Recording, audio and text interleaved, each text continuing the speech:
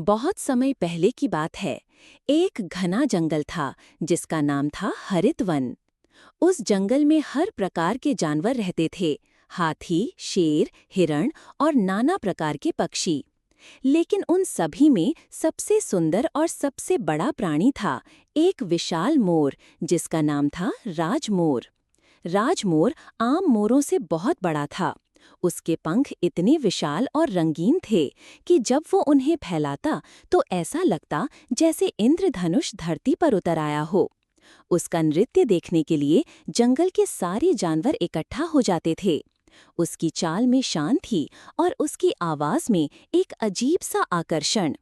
राजमोर न केवल सुंदर था बल्कि बुद्धिमान भी था। जब भी जंगल में कोई समस्या आती, जैसे पानी की कमी, आग या जानवरों के बीच झगड़ा, तो राजमोर ही समाधान निकालता।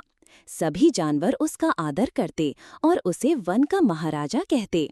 एक दिन पास के जंगल से एक लालची शिकारी आया। उसने सुना था कि हरित वन में एक विशाल और दुर्लभ मोर रहता है।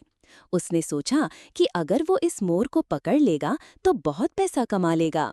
रात को वो चुपचाप जंगल में आया और जाल बिछा दिया। लेकिन राजमोर को पहले ही इस खतरे की भनक लग गई थी। उसने तुरंत जंगल के बाकी जानवरों को इकट्ठा किया और एक योजना बनाई। अगली सुबह जैसे ही शिकारी ने जाल की तरफ कदम बढ़ाया, हाथियों ने उसे रास्ते में रोक लिया, बंदरों ने उसके ऊपर फल फेंके और तोते शोर मचाने लगे। इतने में राजमोर आकाश में उड़ता हुआ आया और अपने पंख फैलाकर शिकारियों की आंखें चौंधियां दीं। शिकारी डर के मारे भाग गया और फिर कभी उस जंगल की ओर नहीं आया।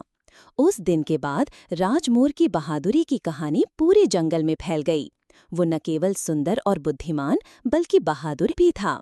सीख: सच्ची सुंदरता केवल बाहरी नहीं होती, बुद्धिमत्ता और साहस ही किसी को महान बनाते हैं। प्लीज लाइक और सब्सक्राइब करें ऐसे वीडियो देख